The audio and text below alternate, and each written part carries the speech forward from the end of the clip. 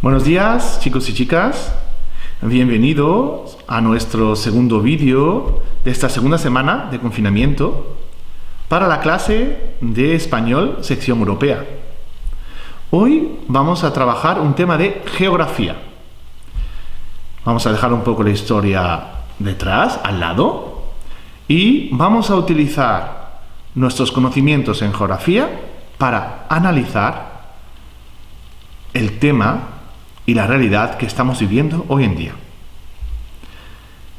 Vous savez très bien que tous les documents pour les cours d'euro espagnol sont toujours partagés sur OneDrive depuis le début de l'année. Donc vous pouvez déjà trouver ces documents, les documents qu'on va travailler, pour mieux réaliser notre travail.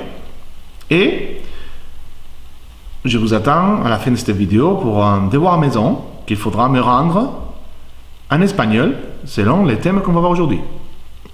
Seguidme. Vamos a trabajar el tema de geografía, las migraciones generalizadas. Es un tema que habéis visto con el profesor Carbonari. En este primer capítulo, migraciones y movilidades turísticas internacionales, veremos cuál ha sido la evolución de las migraciones en España en los últimos 10 años. Antes de comenzar, me gustaría aclarar varias definiciones.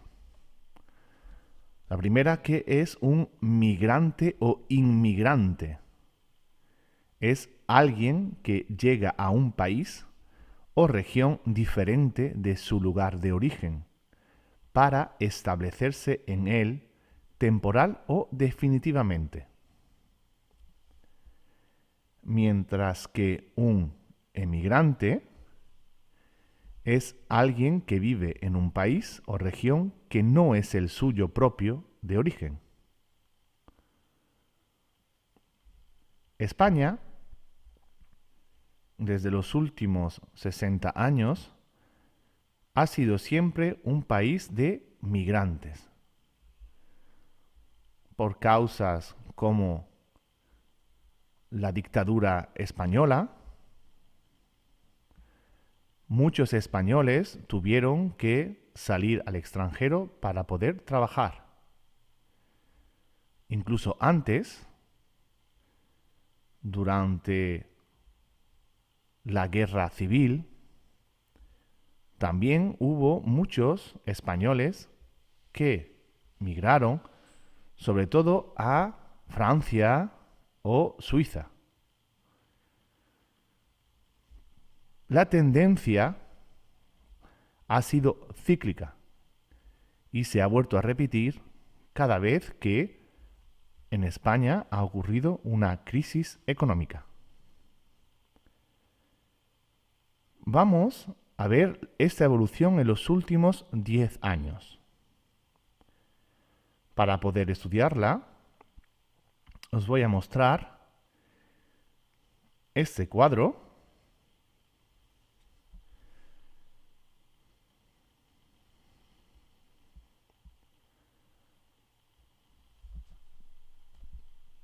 Lo primero que veis y que tenéis que analizar es el título, cuadro 1, peso de la población extranjera en varios países de la Unión Europea, de 2009 a 2017. Tenéis que ver que además el cuadro se expresa en porcentajes sobre el total de la población. Y la fuente, siempre muy importante para poder estudiar un cuadro en geografía, es Eurostat, es la fuente de Europa que nos muestra este cuadro.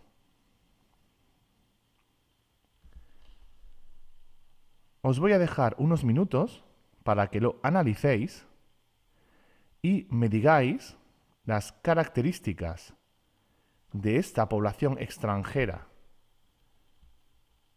su peso en España en comparación con la de Francia.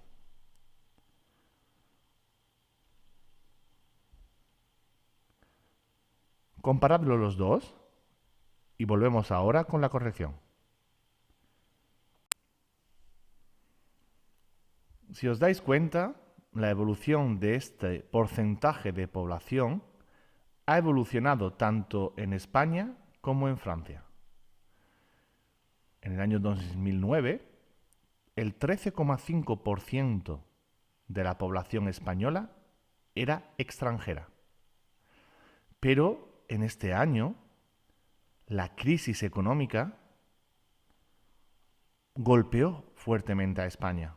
Y si os fijáis, la evolución del porcentaje de población extranjera disminuyó hasta 2016 a un 12,7, es decir, casi un punto menos de población total extranjera.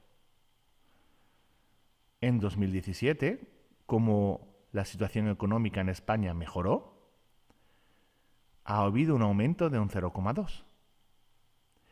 Mientras que en Francia, la evolución siempre ha sido positiva, del 11,3 al 12,1. La diferencia entre el porcentaje de población extranjera en Francia y en España se acortan. De esta manera, podemos deducir que, aunque España siempre históricamente ha sido un país de migrantes, esta tendencia está matizada en estos últimos años, ya que también hay muchos extranjeros que vienen a España. Fijaos, casi como en Francia. En Bélgica son muchos más, 16,5. En Alemania, 14,7. Pero los extranjeros que vienen a España, ¿vienen para trabajar en España o vienen para disfrutar del turismo?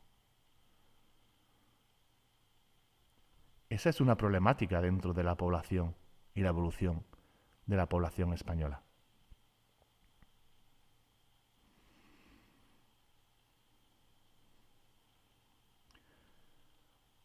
Os enseño ahora otra gráfica. Esta gráfica habla del saldo migratorio, terminología que ya hemos estudiado en historia, en francés. La diferencia entre entradas y salidas. Os voy a dejar analizarlo una vez más. Fijaos la diferencia de los colores entre los nacidos en España y nacidos en otro país.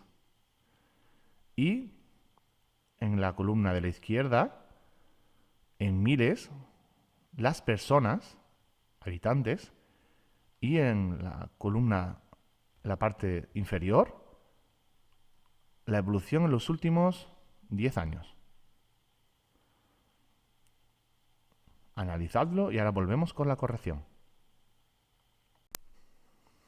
En esta gráfica de saldo migratorio podéis ver mucho más fácilmente el impacto de la crisis económica en la población total española. Si en 2008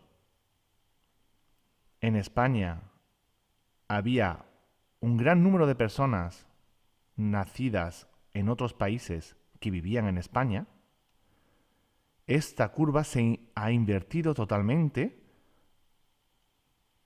con su pico máximo en 2013, donde España perdió 250.000 personas ese año.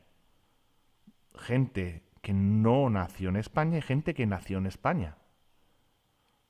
Mi caso, por ejemplo, es en 2010. Gente que nació en España que abandonó España. Gente que no nació en España que abandonó España. Esa tendencia empieza a mejorar en los últimos años, donde España vuelve a ganar casi 200.000 personas, por la recuperación económica. Podemos entonces deducir que la evolución económica de un país tiene un impacto directo en el número de habitantes de ese país. Mientras mejor va la economía, más personas viven en ese país y quieren ir a ese país a vivir.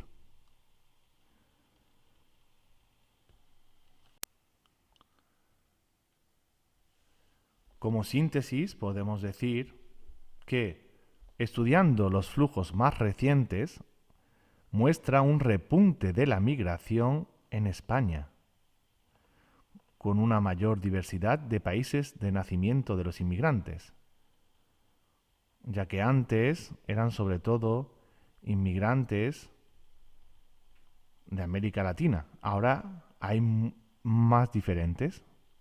Con una mayor feminización hay más mujeres que entran y una distribución algo menos concentrada en edades jóvenes. Quiere decir que también hay adultos o mayores que entran. En las salidas, es decir, en la emigración hacia otros países, cuyo volumen creció en la crisis, como hemos visto en 2010 a 2015, no se observa un retroceso de las cifras, como las que había antes de la crisis. Esto habla de una mayor movilidad de la población, tanto extranjera como española. Se observa, por otro lado, una estructura de emigración algo más diversa por edad y por sexo, aunque la masculina sigue siendo apreciablemente mayor. Después de la crisis, la población, de manera general, se ha dado cuenta que esta movilidad para encontrar un trabajo adecuado es una de las soluciones de adaptación dentro de la problemática de las crisis cíclicas del sistema capitalista.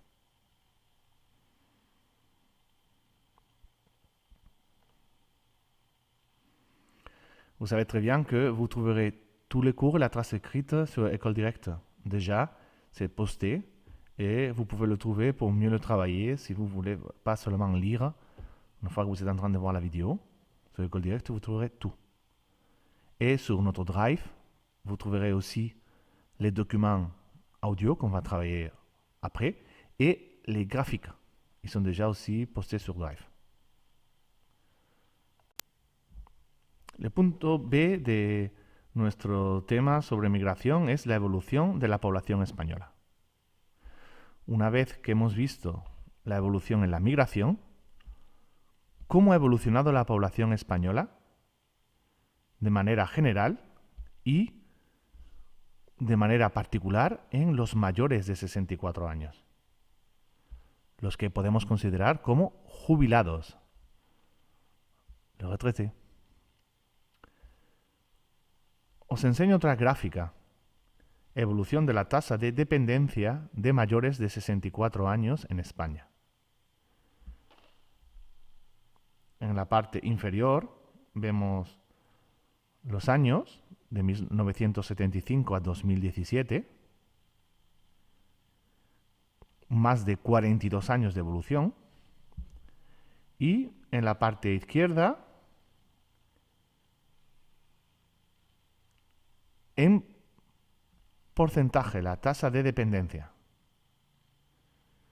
Y la fuente es el Instituto Nacional de Estadística en España. Y se titula Indicadores de Estructura de la Población, en 2018.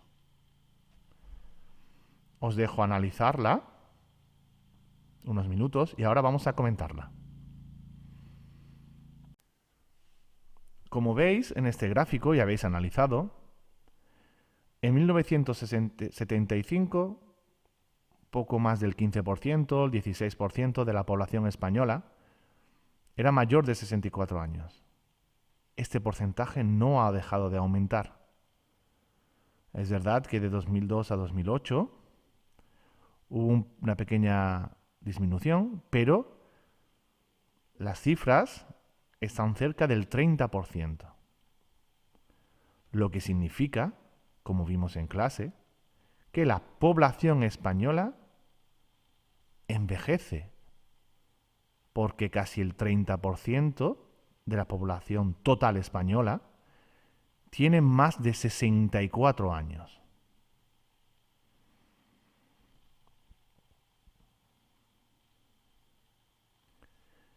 En 2017 nacieron en España casi 392 niños.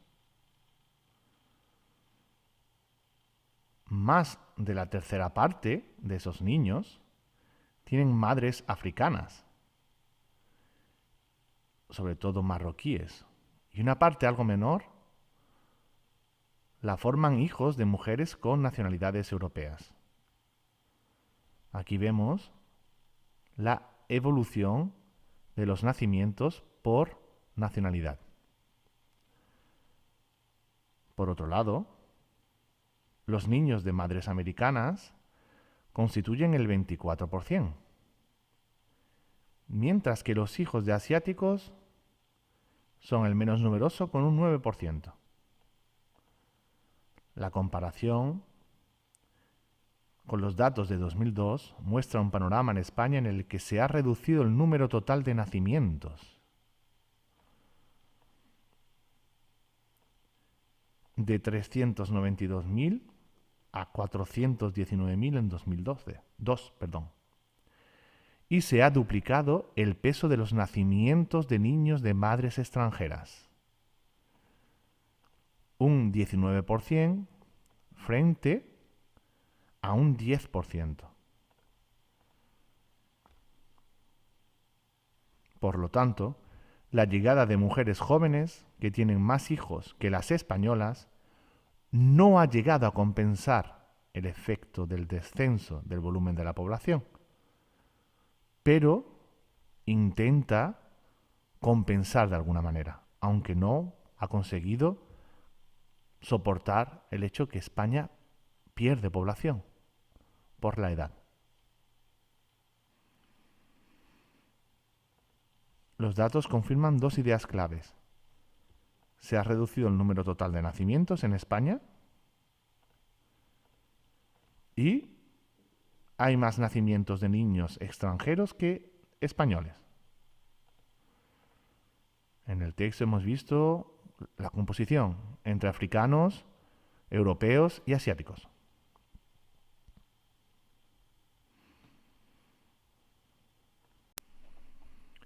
Una vez que hemos visto la evolución de las migraciones en España y de la población en España, vamos a trabajar el impacto del turismo en España. Para poder comprender la importancia del turismo en España, os propongo una comprensión oral. El documento lo encontraréis ya en OneDrive. Tenéis que responder a estas 5 preguntas. Vous savez très bien que normalement, il y a des points positifs et négatifs. Donc, ça va être un peu complexe de le faire à distance. Mais, concentrez-vous. Je vous propose d'écouter l'audio 3 fois. Les questions ne sont pas en ordre, dans l'ordre. Donc, ils sont désordonnés. D'accord? Parce que c'est surtout les chiffres. On va réviser les chiffres. Et ça va nous donner une importance et les grandeurs de l'importance du tourisme en Espagne. Et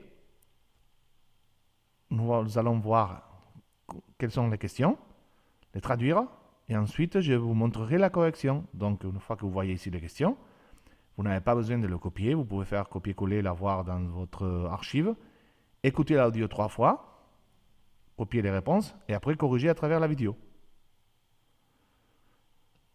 Primera pregunta. ¿Cuáles son los países de los que llegan más turistas? ¿Y cuáles han bajado? Deux parties la question. Il faut me dire les pays où aujourd'hui a augmenté le nombre de touristes qui arrivent et de quel pays ce nombre de touristes ont diminué.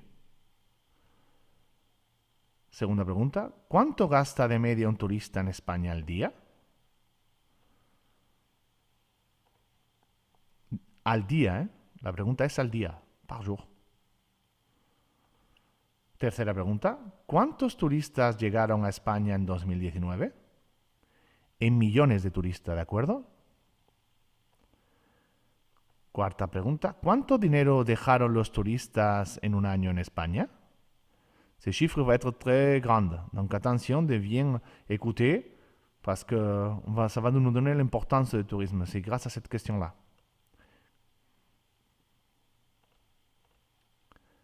¿Y cuántos años lleva subiendo el número de turistas? ¿Qué porcentaje ha aumentado con respecto al año pasado?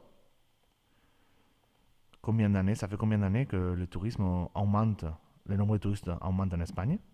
Et quel est le pourcentage qui a augmenté par rapport à l'année dernière? Encore une fois, les questions ne sont pas dans l'ordre. Soyez bien concentrés. Je vous retrouve tout de suite avec la correction. Bon, j'espère que vous avez tout compris sur tous les chiffres. Vous avez vu comment il y a des chiffres quand même qui sont assez importants. Alors, nous allons corriger notre compréhension orale. Primera pregunta. ¿De qué países aumenta el número de turistas que llega y de qué países disminuye? Llegan más turistas de Estados Unidos, atención, vous voyez como lo écrit, y de otros países de América. Han disminuido de Reino Unido, Alemania y Francia. Pourquoi vous pensez qu'ils ont diminué de Royaume-Uni? Le Brexit a un impact direct aussi dans le tourisme. Le tourisme, c'est un secteur qui est très sensible à tout ce qui va arriver, tout ce qu'on va vivre dans notre quotidien. Le Brexit, parce que nous avons en Espagne des régions où les Anglais viennent depuis des années, l'incertitude de ne pas savoir comment ça va se passer avec ce Brexit a fait que les Anglais ont décidé de voyager moins. Segunda pregunta, el turista deja 147 euros al día de media, más de 1.000 euros en sus viajes. La tercera, llegaron 83.700.000 turistas, 83,7. Atención de bien comprendre ces chiffres. 83,7 son 83.700.000 touristas. L'Espagne, avec ces chiffres-là, devient le deuxième pays, derrière la France, avec le plus grand nombre de touristes, et s'approche énormément à la France. En 2019. Cuarta pregunta. ¿Cuánto dejó el turismo en 2019 en España? 92.000 millones de euros. Es decir, un 7,5% del PIB, de la riqueza total del país, fue el turismo. 92 milliards. El turismo es la primera industria en España. ¿Y cuál es la evolución de estas cifras del turismo? España lleva 7 años marcando récords históricos y ha aumentado un 1,1% con respecto al 2018.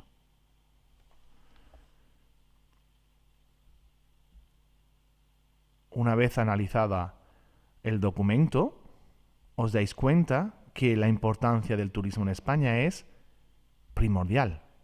Muy importante el turismo en España. Es un pilar de la economía española. Por el porcentaje de PIB, por su evolución siempre positiva, récords históricos, por su número total, segundo país, estamos justo detrás de Francia, y porque además el turismo hace que España pueda abrirse a otros países, no solamente a Europa, sino cuando hablamos de países de América, es de América Latina. Existe de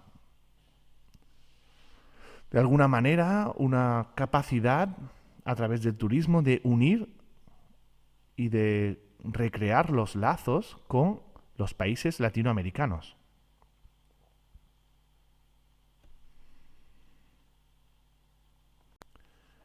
Para terminar, os propongo un DM, una expresión escrita.